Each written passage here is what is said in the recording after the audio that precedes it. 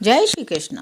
व्रत कहानियों की श्रृंखला में आज हम सुनेंगे सगज जी बावजी की कहानी। सगज जी बावजी। एक शहर में ननंद भाभी रहती थी। ननंद का नाम भूरी बाई, भाभी का नाम गौतमी था। दोनों बड़े प्रेम से रहती थी। एक दिन विवाह के शुभ मुहूर्त में ननंद का विवाह हो गया। अब ननंद अपने ससुराल चली गई। थोड़े दिनों पश्चात भाभी गौतमी ने एक पुत्री को जन्म दिया। कुछ समय पश्चात भूरी भी गर्भवती हुई। उसे प्रसव के लिए मायके लाया गया। गौतमी भूरी का ध्यान रखती थी, मिलकर घर के कामों को निपटा लेती थी। फुर्सत के समय भूरी अपनी भतीजी के साथ खेलती थी। निश्चित समय पर भूरी के यहाँ भी एक पुत्री ने जन्म लिया। अब माँ पर माँ बीतने लगे। भूरी को वापस ससुराल ले जाने कोई नहीं आया।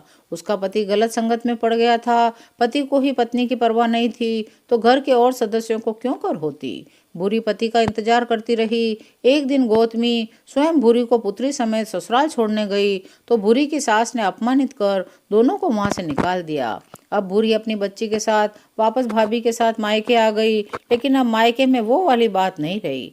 गौतमी ने एक एक कर सारे घर का काम भूरी पर डाल दिया। स्वयं अपनी पुत्री की देखभाल करती रहती, बाहर इधर उधर घूमने चली जाती। भूरी ने उफ तक नहीं की। ईश्वर ने जो उसके भाग्य में लिख दिया उसे कौन मिटा सकता है। अब भूरी दिन भर अपने आप को घर के कामों में और अपने बेटी की देखभाल में व्यस्त रखती।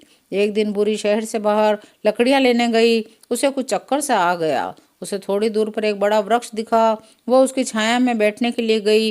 वह एक छोटी सी देवरी थी। उसने माँ के पुजारी से पूछा, बाबा ये किसका स्थान है। बाबा ने बताया, ये सगजी बावजी का स्थान है। भूरी ने उन्हें प्रणाम किया। कुछ देर रुककर घर लौट आई। घर से जाते वक्त उसकी पुत्री को बुखार था, परंतु देखभाल करने वाला कोई नहीं था। लकड़ियां लाना भी जरूरी था, सो भूरी के मन में बेटी की चिंता हो रही थी। लेकिन घर पहुंचते ही उसने देखा उसकी पुत्री बिल्कुल ठीक है और खेल रही है। उसने मन ही मन आज ही दर्शन किए।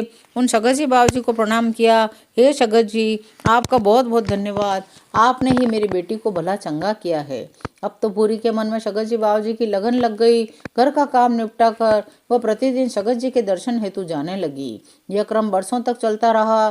भूरी ने कभी भी सगत जी से कुछ नहीं मांगा था। वह तो बस उनके दर्शन करती, हाथ जोड़ती और चली आती। समय सरकता रहा।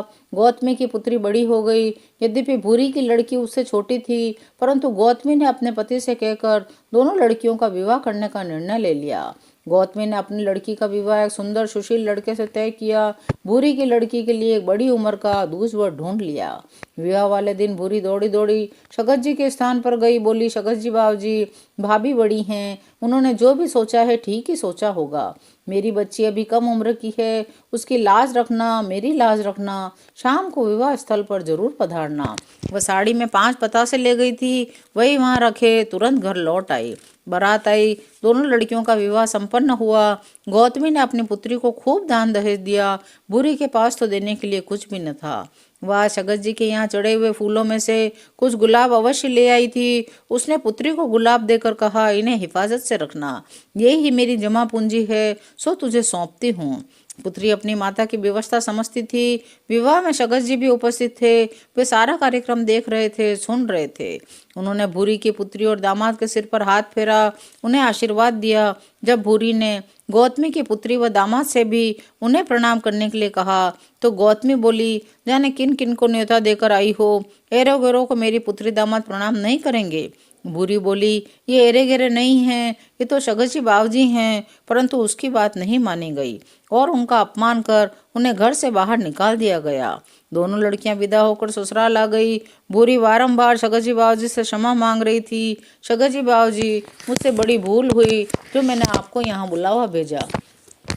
आपका अपमान हुआ, मुझे क्षमा करना। इधर दोनों लड़कियां ससुराल पहुंची। भूरी की बेटी का भव्य स्वागत हुआ। वह दूसरी पत्नी थी, उम्र में भी छोटी थी। उसका सबने विशेष ध्यान रखा। उसने घर में जाते ही माँ के दिए उन गुलाब के पुष्पों को पूजा के स्थान पर रख दिया। अब उसके ससुराल में सगत जी बावजी विराज गए थे। कुछ ही दिनों में उसके पति का कारोबार चमक गया। दिन दूनी रात चौगुनी उन्नति करने लगा। दोनों पति पत्नी नियम से पूजा पाठ करते, सगत जी के पुष्पों को प्रणाम करते। अब भूरी की लड़की के पास ढेरों कपड़े थे, ढेरों आभूषण थे, खूब धन दौलत थी। सुंदर सुंदर 2 पुत्र भी हो गए। इधर गौतमी की नक चढ़ी पुत्री ने ससुराल में आते ही सब पर उसी प्रकार रौब झाड़ना प्रारंभ कर दिया जिस प्रकार वो मायके में बुरी वो उसकी बेटी पर झाड़ती थी। धीरे धीरे उसके व्यवहार से घर में तनाव रहने लगा। एक दिन उसका पति पागल हो गया। तब गौतमी की पुत्री अपनी एकमात्र पुत्री को लेकर अपने मायके आ गई। बुरी तो जैसे बिल्कुल भी नहीं बदली थी। अब भी वह नियम से प्रतिदिन शगजी बाबूजी के स्थान पर जाती, लौट कर सारे घर के काम करती, साथ ही साथ अपनी भतीजी की पुत्री को भी बड़े प्यार से रखती थी। गौतमी की पुत्री मायके आई हुई है सुनकर भूरी की पुत्री भी अपने पति और दोनों बच्चों के साथ मिलने आई। उसके ठाट बाट देखकर गौतमी व उसकी पुत्री आश्चर्यचकित रह गई। आज तो उसकी खूब खातिरदारी हुई। कुछ देर पश्चात भूरी की लड़की अपने घर लौट गई। काफी देर गौतमी की पुत्री वहां बैठ गई थी तो गौतमी की बहू अपनी ननद को ताने देने लगी।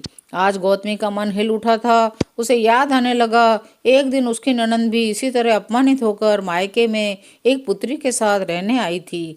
तब उसने भी भूरी का कितना अपमान किया था, कितना काम का बोझ उस पर डाल दिया था, कितने ताने कितनी झिड़कियां दिया करती थी। अपनी वो उसकी पुत्री में कितना भेदभाव करती थी, परंतु भूरी ने कभी उफ तक नहीं की थी। आज वृद्धावस्था में भी भूरी उसी तन्मयता के साथ घर का काम करती है, साथ ही अपनी भतीजी की पुत्री को भी बड़े प्यार से रखती है। आज उसकी पुत्री में भी दुख आया है। उसकी पुत्र वधू उसकी पुत्री के साथ वैसा ही व्यवहार करती है। जिंदगी भर बैठे रहने से वह स्वयं कई बीमारियों का शिकार हो गई थी। उसे आज इतना पश्चाताप हो रहा था, आंसू झरझर कर आंख से बहने लगे। बुरी जब खाना देने आई, गौतमी को रोते देखा तो पास बैठी, उसकी पुत्री को भी रोते देखा तो धम्म से वहीं बैठ गई। भाभी बोलो क्या बात है, क्यों आप दोनों रोती हो, क्या मुझसे कोई भूल हो गई है? भाभी मुझे क्षमा कर दो। भूरी बोली। गौतमी बोली नहीं भूरी नहीं, क्षमा मत मांगो, क्षमा तो हमें मांगनी है। हमने आपके साथ बहुत बुरा सलूक किया, बुरी जिंदगी तुम्हें गुलामों जैसी बितानी पड़ी। तुम्हारी मजबूरी का हमने हर वक्त मजाक उड़ाया। मैंने सदैव तुम्हें व तुम्हारी पुत्री से भेदभाव रखा, यहाँ तक कि उसके लिए मैंने दूज भर देखा, अपनी पुत्री के लिए सुंदर सजीला युवक देखा। लेकिन जैसा सलूक हमने तुम्हारे साथ किया, ईश्वर वैसा ही सलूक मेरी पुत्री के साथ कर रहा है। मुझे क्षमा कर दो भूरी, मुझे क्षमा कर दो भूरी। भूरी तो बड़ी ही कोमल दिल वाली थी। भाभी के साथ साथ स्वयं भी रोने लगी। भाभी आप तो मेरी माँ के समान हैं। माँ क्या अपने बच्चों पर गुस्सा नहीं करती? आपने मुझे और मेरी पुत्री को पनाह देकर हम पर बड़ा एहसान किया है। मेरा रोम रोम आपका कर्जदार है। आप क्षमा मांगकर मुझे क्यों नीचा दिखाती हैं? गौतमी उसकी पुत्री फूट फूट कर रो रही थी। बुरी बोली भाभी मैंने आपके सामने कभी जुबान नहीं खोली, परंतु यदि आप आज्ञा दें तो कुछ कहूँ। आज तो तुम ही कहो बुरी, हम तो बोलने के भी काबिल नहीं रहे। भाभी बोली नहीं भाभी ऐसी बात नहीं है। आपको याद होगा अपनी पुत्रियों के विवाह के समय मैंने किसी सज्जन को न्योता दिया था। वे शगजी बाबूजी थे। आपने और आपकी पुत्री दामाद ने उनका बहुत अपमान किया। एक बार मेरे कहने से आप दोनों उनसे क्षमा मांग लो। वे बहुत कृपालु हैं, जरूर क्षमा कर देंगे। आज गौतमी बहुत बेबस थी, लाचार थी। आज उसने भी भूरी की बात का कोई प्रतिवाद नहीं किया। गौतमी अपनी पुत्री को लेकर भूरी के साथ उसी जंगल में गई। वहां जाकर सबने प्रणाम किया। सच्चे पश्चाताप के आंसू निकल रहे थे। बार बार क्षमा मांगी जा रही थी। हमें क्षमा कर दो, हम नादान थे। मेरी गलतियों की सजा मेरी पुत्री को न दो। हे शगजी बाबूजी मुझे क्षमा कर दो, हमारी बिगड़ी हुई बात संवार दो। भूरी ने 5 पुष्प लेकर गौतमी व उसकी पुत्री को दिए। घर आकर दोनों माँ बेटी ने उन पुष्पों को पूजा वाले स्थान पर रखा। अब वे भी नित्य पूजा करने लगी। भूरी के साथ दर्शन के लिए जाने लगी। शगत जी का चमत्कार देखिए। एक ही हफ्ते में गौतमी की पुत्री का ससुराल से बुलावा आ गया। अब ससुराल वालों से गौतमी बहुत ही अच्छा व्यवहार करती थी। घर में कोई तनाव नहीं था। एक दिन सास की आज्ञा से अपने पागल पति को लेकर वह शगत जी के स्थान पर गई। वहां से पुष्प लेकर उनको खिलाए। कुछ दिनों तक निरंतर पति को वहां ले जाती रही। कुछ ही महीनों में उसका पति बिल्कुल ठीक हो गया और कमाई करने लगा। बुरी की निरंतर भक्ति बढ़ती ही जा रही थी। एक दिन उसके पति को दिल का दौरा पड़ा। अंतिम समय में उसे अपनी पत्नी व पुत्री की याद आई। उसने भूरी को बुलवा भेजा, परंतु भूरी तो कब से शगत जी की भक्त हो गई थी। उसने वहां जाना उचित नहीं समझा। तब उसका पति स्वयं भूरी के पास आया, सबके सामने क्षमा मांगी, अपनी जिंदगी भर की कमाई पत्नी के चरणों में रखकर चला गया। अगले ही दिन उसने देह त्याग दी।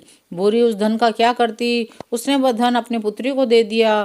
पुत्री दामाद के पास तो धन की कोई कमी नहीं थी। उन्होंने उस धन से जंगल वाले सगत जी का मंदिर बड़ा करवाया, चारों तरफ बाग बगीचे लगवाए, कुआं खुदवाया, शहर से जंगल तक का रास्ता ठीक करवाया।